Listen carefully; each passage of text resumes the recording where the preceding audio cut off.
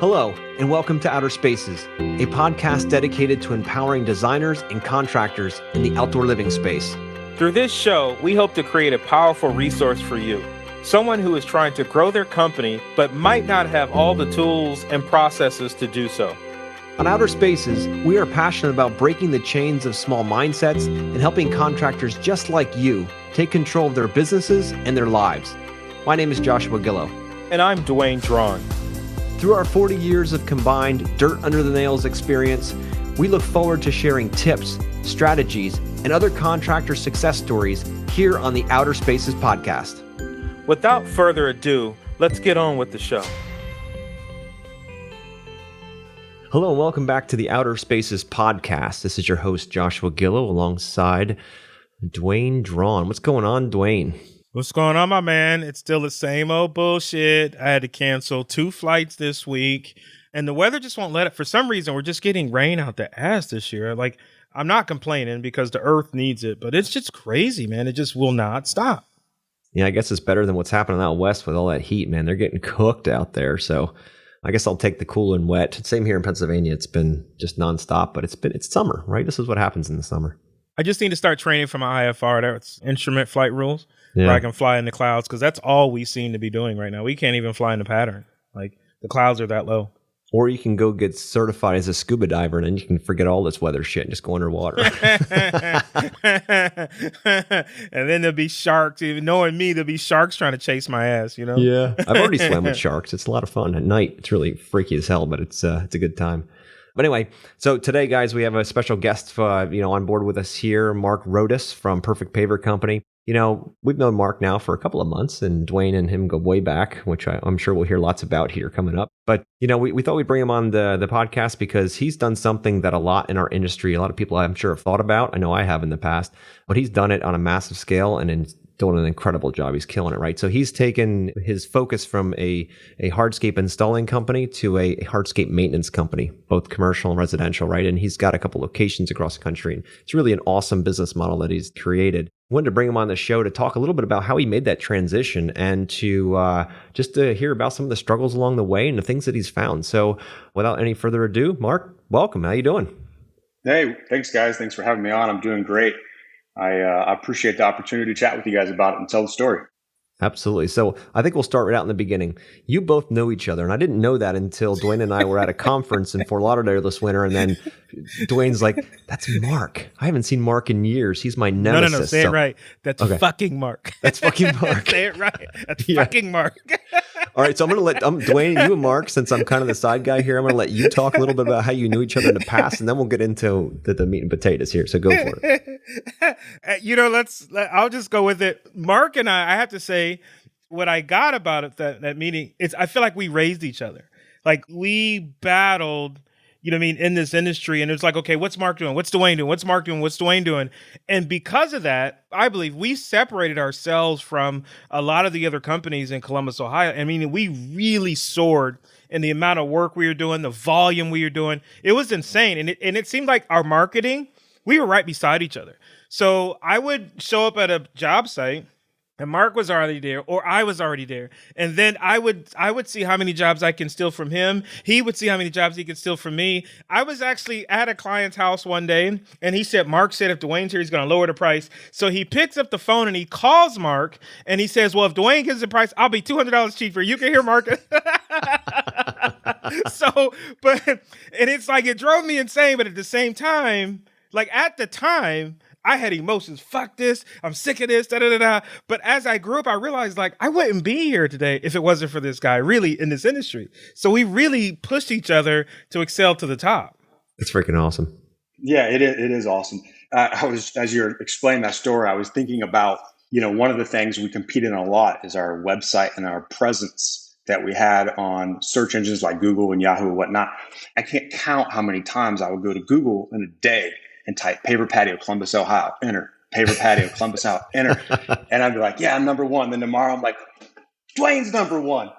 Oh, and I would, you know, you can go to like Google search trends and see, like, you could type in your keyword, and I would type in paver patio, Columbus, Ohio, and I'd be like, wow, like Columbus, Ohio has so much traffic for that keyword. Well, it's because Dwayne was typing it in 500 times a month, and I was typing it in 500 a month, and nobody else was typing it in. You're right. We both definitely elevated each other throughout that stint in our career, and not only our installation skills, our how we ran our business, how we marketed our business, how we treat our employees, the whole thing, I think, stemmed back from that period of time when you and I were neck and neck. Yeah.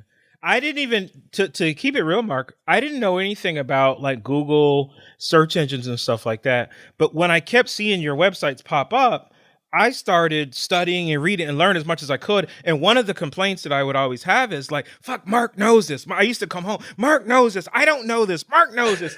And so like training wasn't a big thing back then. You couldn't just hop anywhere and train. And I was like, how the hell does he know this Google stuff? So all the stuff that I was doing, Mark, I was just trying everything.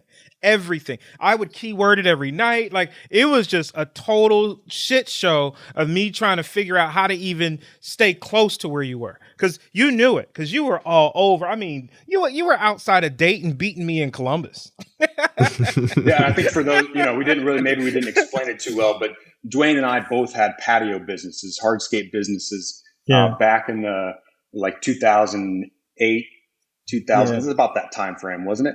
2009, 10. And Dwayne was in Columbus. I was based out of Dayton, and we expanded into Columbus, and we became arch enemies, I guess, nemesis, for a period of time. And then it was plugging my computer. And then it was, like Josh said, we hadn't really seen each other for, how long was it, Dwayne? When we saw each other at the Accelerate Live, maybe like an 8 or 10 year span. 8 or 10 year span. Yeah. You kind of moved on to something else. I moved on to something else. But it's very interesting just looking back on how it's definitely elevated where we're at now has a lot to do with that period of time. Yeah. I won't forget sitting in that conference room and Dwayne's like, that's fucking Mark. And I'm like, dude, you got to tell me a story. You just can't say that, right? And then all of a sudden you guys are talking and then, we're out to dinner and it's like, order under the bridge, man. Thank you. And let's keep moving. I love that about you guys. How you're like, you know what? Put bygones be bygones. We're better because of it. We've all grown because of it. Thank you. Let's keep rolling. So that's really awesome. Yeah, honestly, it's a new mindset that I'm in after like the Tony Robbins and the Landmark Forum. Like I think if I would have gone through that, I still would have been like, fuck Mark. You know what I mean? Like I still would have been holding it. But the new mindset is I'm like, really? Fuck him? Really? Because I wouldn't really be here if it wasn't that, like, he made me better. I had to become better. You mean to even compete on the level. And so that competition, it was fierce, but our paperwork I show up at a client's house. He had brochures and pamphlet. I ran home and made my brochures and pamphlet. I had to make them better. His business cards, I saw him. I had to make my business cards better. Like it created, it was a competition. They say competition takes away creativity. There was some creativity. I feel like that was taken away, but the education of owning a business and running a business, like Mark was saying, is then we started battling over contractors. So now we had to treat the contractors better because he had my contractors. I had his contractors. I mean, we were really building something we didn't know. And I didn't realize it until, like I said, after Landmark Forum and all that. And then I saw him in Florida. When I shook his hand, I actually shook. Like when I shook his hand, my whole body shook and I sort of like zoned out for a second. It was like this euphoric moment. I'm like, dude, I said, this man really, really, helped me get to where I am. You mean like everybody else is on your path to help you go to where they are. But like, it was a lot, man. That really made us the company we were. Like we were the shits in Columbus, Ohio. I will really put my hand up and say, Mark and I just ran that shit. Yeah, absolutely. And I was thinking, like, I always think all the time, it's, you always want to have your competition in your rearview mirror, not your windshield. Right.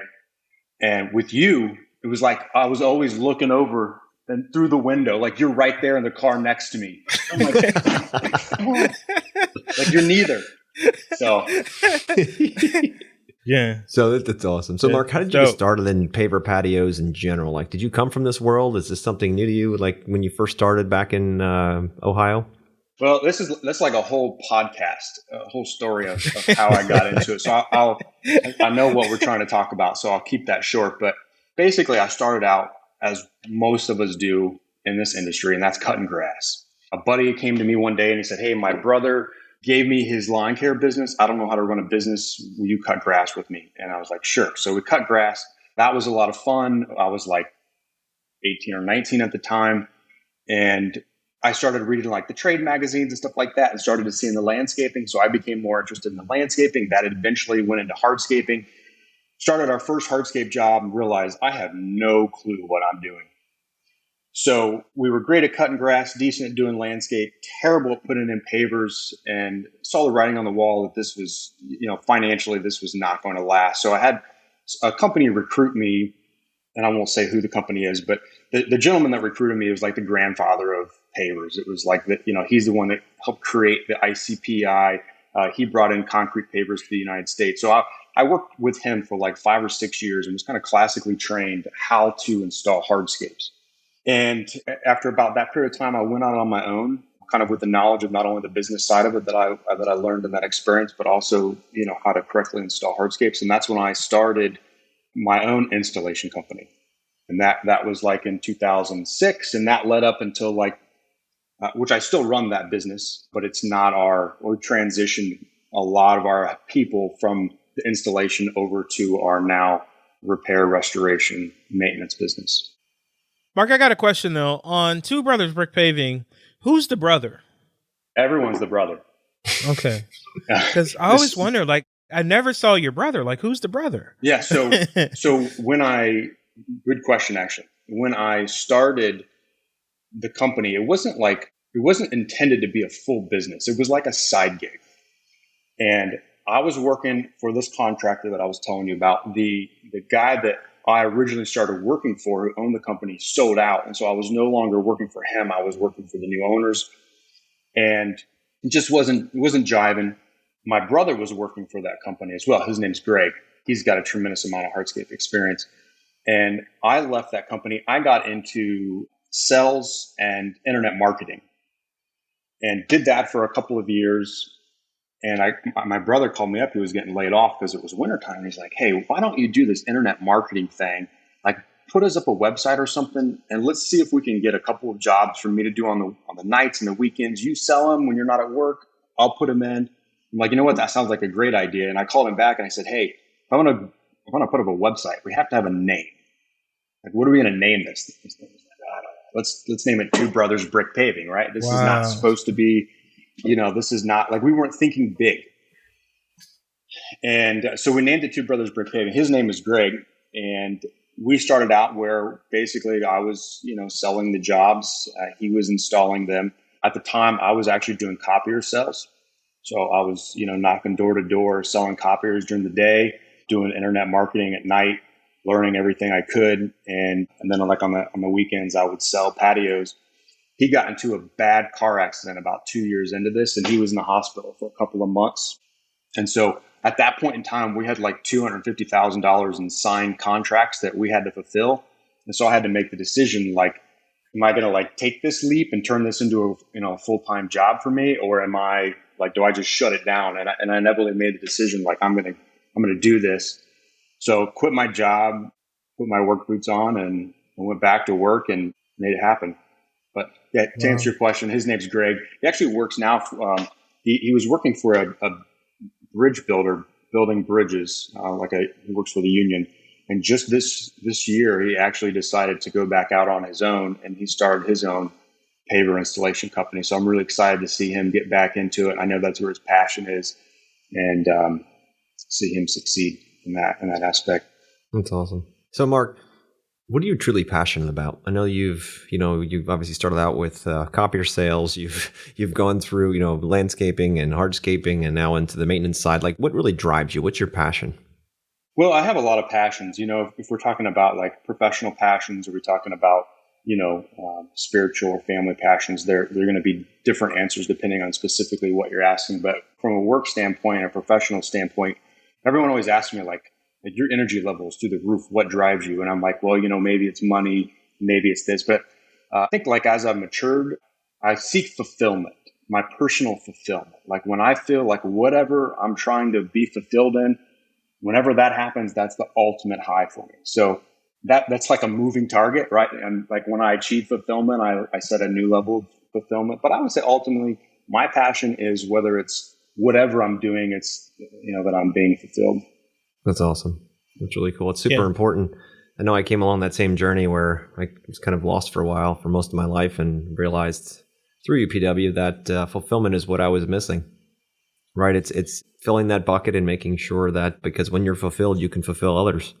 Well, and you're exactly right. So a turning point for my business and just me personally was when I realized that everyone wants fulfillment. Like there are different vehicles to get you fulfillment, like money. Some people think money is a vehicle to get you fulfillment. In the end, they just want to be fulfilled. But when you start thinking about that, like, for example, people on your team or your employees, at the end of the day, yeah, they want to make great money. They want benefits and this and that and the other. But they want to have fulfillment. They want to feel like they're achieving something, like they're a part of something bigger, or they're making a difference. And, we do paver restoration. Like how hard is it? Like how can you get excited about paver restoration? But you can, because like it's an art. We put a lot of love, passion into it. We do a lot of things with our team where we're giving back to the communities through different charities that they pick and stuff like that. And it makes our team feel fulfilled. And inevitably, we're able to attract a lot of people because of that. So fulfillment for me is definitely what drives me. Hey, Mark, this is a perfect segue to the next question, and it's not loaded either. When you look at the business that you're in, what do you love about it? Is it the money? Is it the fulfillment? Is it the growth? Like, what is it that you love about it? And then did you start one way and then eventually change it to another?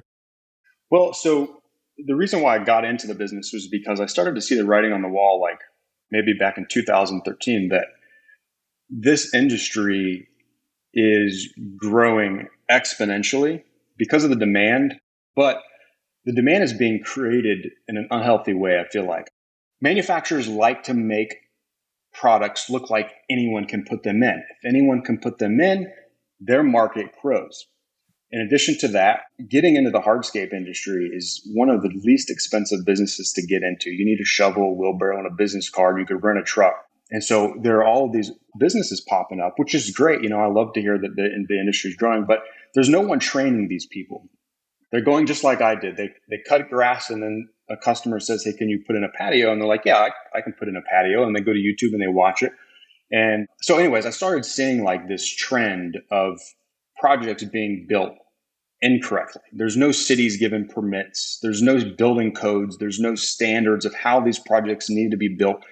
Customers call up somebody and say, "I want a price to put in a patio." If they get 3 bids and this guy's the cheapest, they assume it's just like going to the store and buying a 2021 Ford Edge. You go to 3 dealerships, they're all 3 2021 Ford Edges, whichever one gives you the best price. At the end of the day, it's a 2021 Ford Edge. Not the case when you're talking about skilled trades and skilled labor. So I saw that trend develop, and I thought, this is an opportunity to kind of like get on the other side of that. And when these projects start to have issues, we could be there to help these clients put them back together, and in hopes and kind of save the industry as well. So that's the initial reason why we jumped over to this restoration, this maintenance business, because we saw that not only how many pavers were being put in, how many outdoor living spaces were being built, but also the level in which how incorrectly a large percentage of them are being built. And so we kind of positioned ourselves to take advantage of that. Now, do you service mostly residential or commercial or a mix? What is who's your ideal client? Our ideal client is residential. Okay. We do some commercial. I think one of our sales reps just sold an HOA in Columbus. Dwayne, you're probably familiar with. I can't think of the name of it off the top of my head, but it's like a whole street. And I think there are 6 or 7 homes in it. All the streets are all pavers. All the homes are all pavers. So we just sold that project to do all the repairs, all the restoration of the pavers for the whole community. Nice. That's about the extent of commercial. At the end of the day, commercial cares about one thing, and that's making a profit on their business. And if I charge more, if I charge what I need to charge for maintenance, they're not going to pay it. So instead of chasing that, I just go after residential. Yeah, Mark, it sounds like in your industry, you have to do a lot of educating to your clients. How are you going by doing that? And are you educating installers too? Because, if you don't want to go repair a job that's falling apart 2 years old, are you looking at educating other installers, or you're just educating clients? Yeah, so we're definitely educating clients. If you spend some time on our website or on any of our social media pages, you'll see that primarily through video, we spend a lot of energy in educating our clients. what to expect, how things should be, how they shouldn't be. In terms of educating installers, that's not something that I'm currently doing. I've toyed around with the idea of helping the industry in some way, but no, I'm not currently doing with contractors. Definitely with our clients, though. You have to educate your customer when you're talking about they've already hired a contractor. They spent $15,000 building the patio. Now they got to pay me $7,500 to fix it. Like, do you really want to make that mistake again? Like, hire someone that's going to do it right. So I have to educate them and why we're the contractor that's going to do it right this time. Okay, makes sense. Yeah, Joshua, I have this new thing that in 5 years we want to touch over 1 million contractors. And so it's like with you being in maintenance, I feel that I'm speaking for Joshua. You would be like the perfect, person to help reach out and touch these other companies, because if you're just coming in to clean and sand and maintain a patio, you have a better product to maintain instead of having to come in there like, hey guys, I know I got to come clean this thing, but you know what? The other guy before me messed it up. I got to tear it all apart. And then I'm starting to see people run from pavers. Like, they don't want no parts of it anymore because stuff are falling apart. And so we're having to resell the quality and then raise the standards. Yeah, I mean, that's exciting. I'd love to be a part of any way that I could, to improve this industry and make it even more sustainable than what I think it is. So any way that I could be a part of that or help you guys, help the industry, I'd be happy to. I appreciate that. We're calling it, mission to 1 million. So that's what we're trying to do. We're trying to impact and empower our other brothers and sisters out there in the landscaping, hardscaping, lighting, anything to do with the outdoor living space arena. We want to, help them get what they need in order to run successful businesses and to sell their ass off and to get out there and help people buy awesome spaces and just create unique environments and learn how to design and just learn how to run a business, right? To be able to empower them, because I feel like there's so many in this industry that are starting out, and they're lost, and there's nothing wrong with that. I was lost in the beginning too.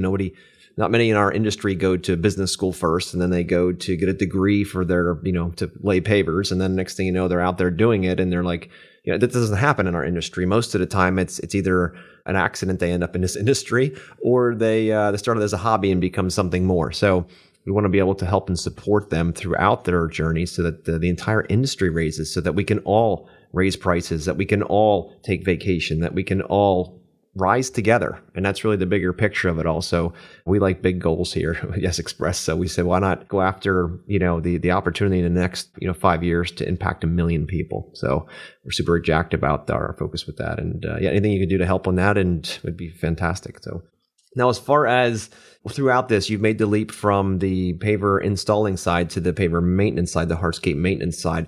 What are some of the toughest lessons you learned in that transition? Like, what were some things that popped up? You're like, whoa, I didn't see that coming. Was there anything like that popped up? Well, the interesting thing about the paver restoration business is it's not like, so for example, with what you guys do, you sell outdoor living spaces. You send them through a whole design process. They know pretty much exactly what they're going to get, right? It's like a tangible. You're selling them something tangible through your design, through your explanation. When you're talking about someone who has 15-year-old pavers, and I'm telling them I'm going to restore them, there's no way for me to tell them what it's going to look like, other than it's going to look better, right? Every paver reacts differently. So the biggest challenge was grasping how to manage client expectations in restoration. And that's an ongoing thing. We're seeking to improve on that every day. But that was definitely when you go from being able to show someone a design, go to a store and pick out this paver, this stone, this cap, versus like, I need you to just trust me and sign right here that this is going to look great. That was the biggest challenge. Interesting. And how do you get around that now? Do you find that there's a way to educate them ahead of time, or how do you help set those expectations? What are you learning from that? Well, I think so what happens is when someone wants to do paver restoration, maybe they learn about paver restoration through us and they start going out and doing research. And they start coming across, let's say, another contractor's website, or let's say they come across a manufacturer, like a paver sealer manufacturer's website. And these websites are making these claims like, we're going to make your pavers look brand new, or you're never going to have weeds in your pavers again. So people have these ideas in their head that, oh, I'm going to hire a perfect paver company because they have the best reviews. They educate me. It seems like they know what they're talking about. And they just assume that if you hire someone to seal your pavers, everything that I've read is correct. And that's what Perfect Paver is going to do. So what we do is when a client signs up with this, we have like you ever bought a car? I'm sure you have. You bought a car and they like have this little sheet, like initial here if you want to decline this, initial here if you want to decline this, Yep. Accept this. Mm-hmm. We basically run them through a whole process of like these are the things that are the most misconceptions about what we do and what we don't do. And we want to make sure that you understand these things and you understand what you're getting as much as possible before you sign the bottom line. So that's helped a lot. As soon as someone gets on our schedule, they get an email from us that says like, hey, welcome, you're on our schedule. Here's how our schedule works. And here's some things that we want you to, like, we want to educate you to make sure you're as aware of what to expect about not only our schedule, our process, but as well as like what the end result might be like. That's awesome. Yeah. Mark, were you in this podcast before? Like, are you having like a deja vu moment? Like, why you say that, Dwayne? Because like, this is the next question, dude. Like, how has the systems helped your business? Like, that was my next question, and you basically broke it down already. Josh sent me your question list. No, there you go. But how to add on to what Dwayne's thinking there is how have implementing systems into your business helped you grow and scale and all that kind of thing? Do you need systems in your business? And you kind of already alluded to that, but the overall candor here is I know a lot of our listeners are trying to go day to day without systems and getting frustrated and pissed off all the time because they're running insane hours and they're always doing it their way. They have to be on every site. They have to constantly be part of everything. They have to be the one that makes all the final decisions. It's a non-stop machine that requires their focus. And, we've talked many times, Dwayne and I, about systems and businesses, but I'm curious in your type of business now, how important those systems are for setting those expectations and how you get an entire team behind these ideas as opposed to Mark having to do everything all the time, but having your entire team rowing in the same direction. So what are your thoughts on that? Yeah. So we have about 17 crews that we're running right now. And if there wasn't solid processes in place, it would be a nightmare. Especially for, like I was saying, with the business that we're in, you're essentially managing client expectations. And so processes are a big part of our business. And one of our processes is to continually improve our processes. Like, I don't think we're ever going to be at the end of the road of developing processes. You can always do it more efficiently. You can always do it better. There's always new pavers coming out on the market that we have to change our processes to adapt to. So we have a lot of processes in place for like our marketing. We have a lot of processes in place for just, like I said, managing client expectations, our crews, what they have to do. Here's how you schedule jobs. Here's what happens when you show up to the job. Here's how you communicate with the client. You let them know at this stage. You let them know this at this stage. When you finish, you do X, Y, and Z. So, certainly we noticed the growth when we put the processes in place. So we started investing the time in the processes. How did you start in the very beginning? We had this conversation in the last podcast was about how do you start if you're somebody out in business now and maybe, all right, so you're a hardscaper. Let's just play this scenario. You're a hardscaper and you're like, what, I've seen this idea of maintaining and sealing pavers and all that as maybe it's a side hustle in my business. How do you even start, not even just getting into that business, but the processes and the systems in order to make sure you can deliver a great service at the end of the day? Like, how do you start building those systems is my bigger question. So how do you start building the system? So for me, it's a mindset. And that mindset started for me when I was actually working on my computer and I realized I was showing people how to do things all the time, the same things. Like I just explained to this person how to do it and I'm explaining to this person. So then I decided I'm going to start screen recording everything I do. Well, that put me in this mindset because I could just send this screen record to like all these people. And I get it. That's a little further down the road than what you're talking about. You're saying like, how does someone get started? But I'm setting the stage of like, it's a mindset thing. So if you start thinking like, I'm going to do this one task today and I'm going to do it in a way that when I'm done with it, I can pass it off to someone else, or maybe I don't have that other person, but I'm not only making the investment in doing the task, but I'm making the investment of creating a process that someone else could easily do this thing that I just did without an absorbent amount of training. Whether it's make a video of how you're setting grades for your patio, like make that video when you're doing it, store that in a bank. Next time you're streeting, make that video, make a video of everything, document everything. And I think that just getting that, whether you ever use those things or not, it's going to start getting your mind working in that mindset to where that it may just be you by yourself or you and one guy, but you're never going to grow until you have a way of passing off tasks to someone else and being able to train them to do it. It's in most cases, it's not the person's fault whose the task is being passed off to if they don't succeed in it. It's the person who's passing the task off and not their inability to train that person or to give them the tools to be successful. So mindset, everything you do, do it in a way that like you could pass it off to someone else, and it just like starts, you live and breathe it. It becomes a game, right? Well, it sure does. Yeah. I mean, it becomes a game. You look at your schedule and you're like, all right, I got 10 things today. If you could just do this once a day or once a week and say, how can I hand one of these things off to somebody else? To your point, either you write it down as a process, you shoot it as a video, and you hand it off to them and you're like, all right, good, one thing down. Next day, 2 things. Next week, whatever. Pretty soon, all 10 things are gone and you're sitting here thinking, well, now I actually have time for my family, for that baseball game. I have time for that vacation that I've been putting off, and my wife's driving me nuts because we can't go anywhere because I'm a slave to my own damn business, right? We've all been there. But then also you're handing these things off and you're sitting back saying, holy crap, I actually run a business as opposed to owning my job. And there's once that changes, and we preach this all the time, Dwayne. And once that changes and you start handing those pieces off and realize you aren't the best at everything, you might want to believe that it helps protect your ego. But when you let that go and realize your team is probably better at you than on most, if not everything, what they need is a leader. They need somebody that can look way out in advance and guide the ship. They're not looking for somebody to do this stuff for them. That's what they want, right? And those processes aid in that. So no, I love that. That's awesome. And the video side is fantastic. You shoot videos, send them out. That's great. Even Dropbox, let everybody just work from those different boxes is great. It's awesome. So if I were a hardscaper, right, and I was thinking, all right, well, I love this idea of maintenance. It sounds like a hell of a lot less equipment, a hell of a lot less, ripping the yard up, headaches, all of that stuff. And I'm looking to get into the maintenance side.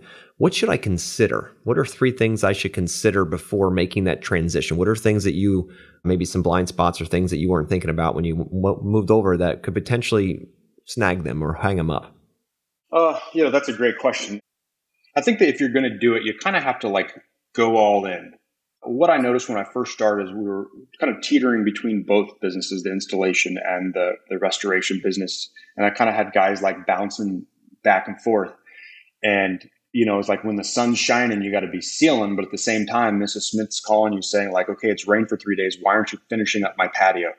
So I think you have to make the commitment to like, either A, I'm going to go all in on maintenance, or B, I'm going to have this team that's specifically all in on maintenance, because it is difficult if you're a smaller operation, maybe just one crew, to try to have that crew do both. That's going to be very difficult. I'm not saying it's impossible, but anticipate weather plays a huge factor in what we do. So anticipate weather being a struggle, trying to bounce between the 2 of them. I think that's one of the things. I think that for me, when I first started with our first truck, I thought too small. I don't need the bigger machine. I don't need more pressure, more water volume. I'm going to start small. And then we grew out of that super quick. So if you're going to go all in, buy the setup specifically for doing maintenance. Number 3. Yeah, I think like you said, you're going to have to you really need to know what you're doing. I would say right now, we're probably about 60% of our projects are clients who hired a contractor, a lot of paver installers, a lot of landscapers, a lot of painters, hired a contractor to come in, seal their pavers, messed it up. We have to come in, we strip it all, remove all the polymeric sand. So you can go out of business real quick if you mess up 3 or 4 patios and you don't have the know-how to fix it. So just get some good training. You could start with maybe speaking with like a manufacturer of the product, get an understanding of what the differences, between the types of sealers and processes. I think probably number 1. I think the number 1 question would be make sure you know what you're doing, because it's a nightmare when something goes wrong with sealing pavers. One of the philosophies that Joshua and I implement is who, not how. And I sort of look at the approach a little different, like especially the way we do, like our lighting. We have a specific lighting company we bring in. How would a contractor unite with you guys and bring you guys in to now maintain their projects? Like, how would that work? Well, we've actually started having building some relationships like that here in the Ohio market. We have locations throughout Ohio as well as South Florida and Southwest Florida. We don't have a lot of relationships like that in Florida. We do have we're starting to develop some relationships like that in Ohio. So we have two scenarios. One type of contractor is calling us in, like they install the patio, they leave. Like they just put maybe just enough sand in the joint to keep it from moving around. And then they just say, hey, Perfect Paver is going to come in afterwards. We come in, maybe 30, 60 days later, and we do just a light clean, remove anything they put in the joint, install polymeric sand, and seal it. So that relationship's worked really well, because I think what happens is these contractors that are installing, you have $100,000 in equipment on a job site, trailers, trucks, bobcats, excavators, all of your personnel, and you finish this $25,000 project and your final payment's being held up by sealing the pavers.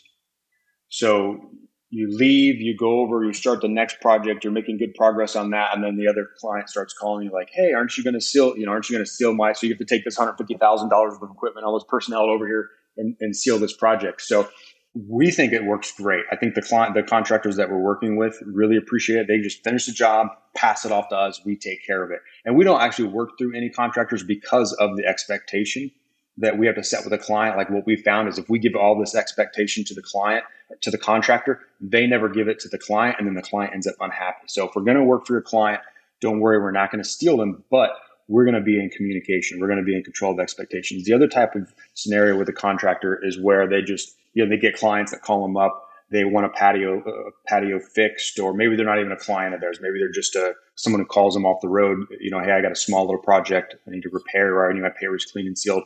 And that client will contact us as well.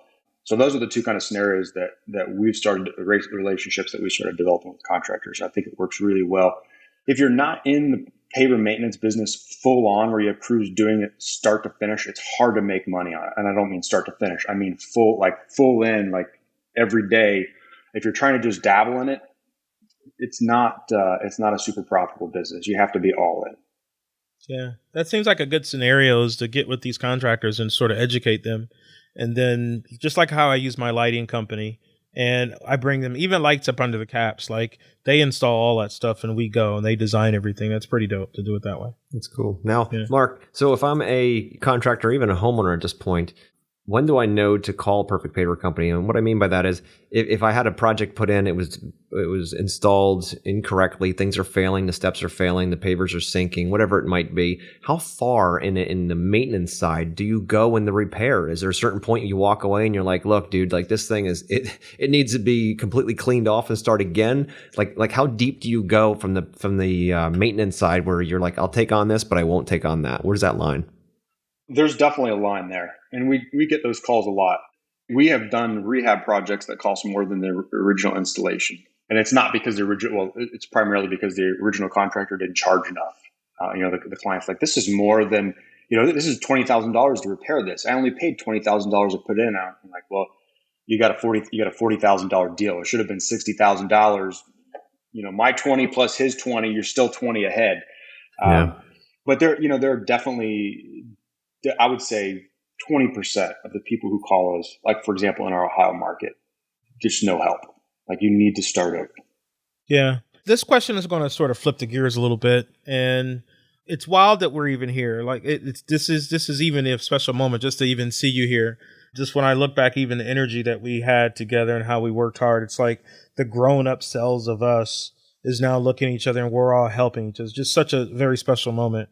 But when you look back at, say, like your 21-year-old self, and you look now, like, what would you say to that person? You did change gears. I would say, like, believe in yourself. Like, it's going to work out. Quit having doubt. And I think that, I would push myself to believe in myself more. And I wouldn't change the course that I went because it made me who I was. But if I could have eliminated some of the doubt along the way, I think that it would have made it maybe a little bit more enjoyable ride. That's awesome. So you mentioned earlier in the conversation about how how you're considered by many a very happy, bubbly, like on fire with life kind of guy. And I always, ever since I met you in Fort Lauderdale, I've felt that energy from you. How do you keep that up? How do you keep that energy flowing and that vitality in your life? Like, how do you do it? It's a curse. That's a great question. I think it's something that I have highs and lows.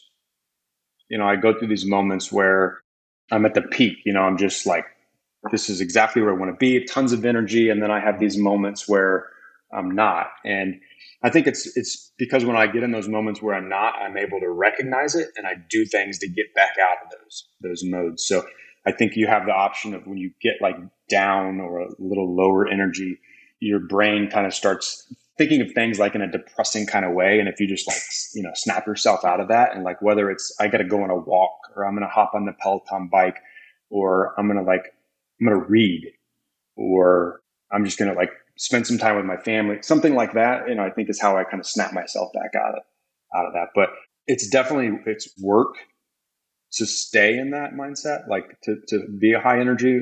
I think there are very few people who are high energy. I know both of you guys are high energy and maybe you can correct me if I'm wrong, but like you're not just high energy all the time without like doing things to be high energy, right? Yeah. I'm actually impressed that you even know to do that because that's sort of what I do to stay in game. Like people may think I'm on 24/7. I have my down moments, but I don't let it last. I mean, I give myself 60 seconds and I got to move on. Like if I hear news I don't like, okay, yeah, great. 60 seconds, I move on. And I actually have music playlists. I ride the bike. I do stuff like that to stay at. And it's pretty dope that you know that. You know what I mean? To keep yourself going that way. Yeah, I mean, because so many think that when they see this Instagram world of everybody always having fantastic fucking 100% days, 8 days a week, they think that, man, I'm doing something wrong. I'm flawed. I'm broken, especially business owners. They think they see on whatever, any media outlet about people that are constantly making millions or billions or whatever the hell the number is. It doesn't matter. And they always see them smiling. Everything is great. But the reality is every single one of them are human. And every single one of those people have up days and they have down days. They don't take pictures of their down days. They only take pictures of their up days so they can always look awesome. The reality is, and we all know this as humans, but we don't want to believe it, is everybody has shitty days. I have shitty days too. But you have a choice in whether, to Dwayne's point, you have a choice in whether you want to wallow as me in that whatever, in that depression, or whether you want to snap your ass out of it and get moving. That's really the bigger question is, do you want to live there? Where's your home, right? You want to live in the shit or you want to actually live in the good stuff where if your mind goes in a way that you get depressed, to your point, jump on a bike, change your state, get out there, do something different, spend time with your family. Hell, just go for a walk, as you mentioned. Those kinds of things help a lot. But having a ritual is what I've found. Having rituals each day that promote that type of mindset every single day to constantly be thinking in abundance and gratitude and all these kinds of things because we are so blessed to be alive in this beautiful planet with all these beautiful people, like to just remember that and not get stuck in the drudgery of I didn't hit a goal or somebody pissed me off or somebody cut me off. Like some people, you can just live there. There's no point in that. It's a waste of life. You only get, if you're lucky, 28,000 days on this planet, right? It's the average lifespan. You're going to waste a day on somebody else's bullshit? Hell no, dude. I'm not signing up for that. But yeah, it's so important to be in charge of your own mind. That's the main thing. You get the choice in what things mean. You get choice whether somebody screwed you or they taught you something, right? It's your choice in what stories you get and what meaning you apply to them. So it's powerful that you know that already, and you're going to learn that a lot more after November for sure. Yeah. My wife, Katie, and I, we're really excited about November. I've been showing her some stuff, little clips from Tony, and she's excited as well.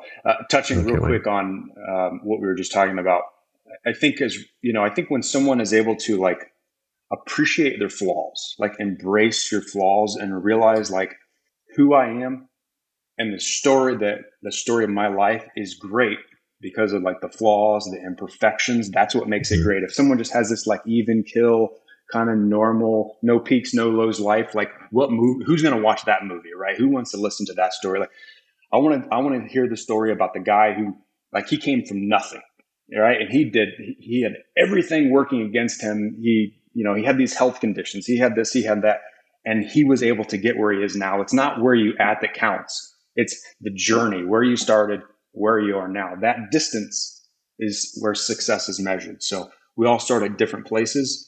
And when you embrace your flaws, your imperfections, things that you aren't responsible for in your life that you were given, and you embrace that, and like that makes your story, I think that lifts you up as well. Like you just,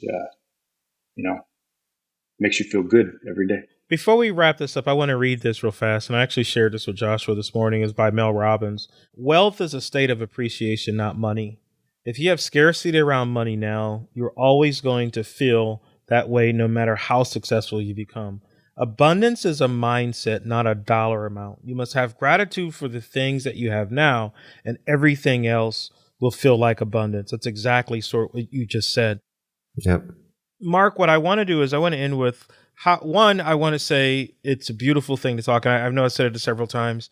I'm so happy that you and I are on this side of the fence to work together. I've been telling my wife, she thinks you're cute, everything. She can't wait to meet you. She thinks you're a nice guy. I'm like, man, fuck him. You know what I mean? I'm like, fuck Mark again. But anyway, she can't wait to meet you and your wife and just really, I can't wait to see what you and I create on this side of the world now compared to battling. Even though we created individuals of ourselves, but now that we're working together, I think it's going to be even more amazing. But before we end, how would people find you in your business and just who you are in your life? Like, how are you found? Found in what way? And just your marketing standpoint, like if I'm in Columbus, Ohio or in South Florida and I need your services, how would we contact you? Yeah. So, you could start by visiting our website, and you might find our website by a friend or a family or a neighbor that told you about it.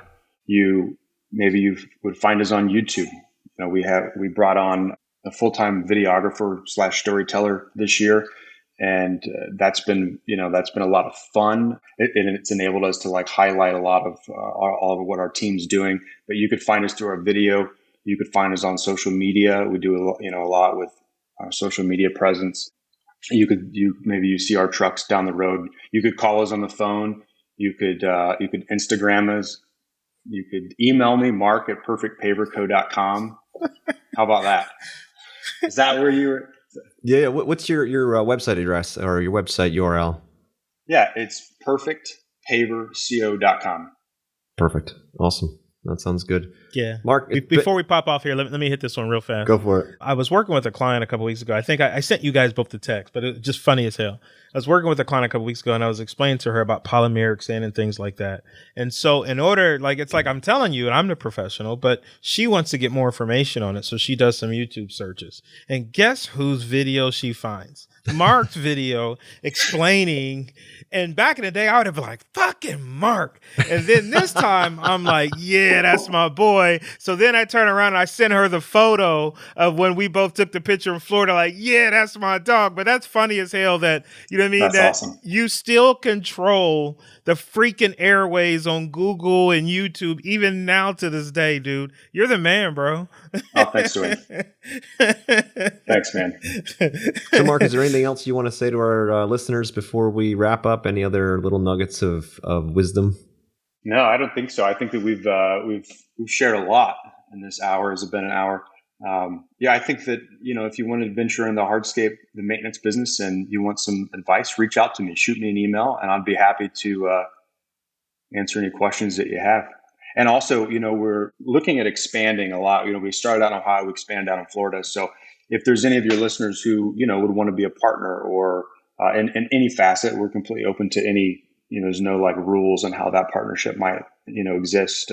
Or, if you want to join our team and help us open up a new location, like in, let's say, Houston or Dallas, Atlanta, something like that, reach out to me and be happy to have that discussion with you and see where that goes. I love that.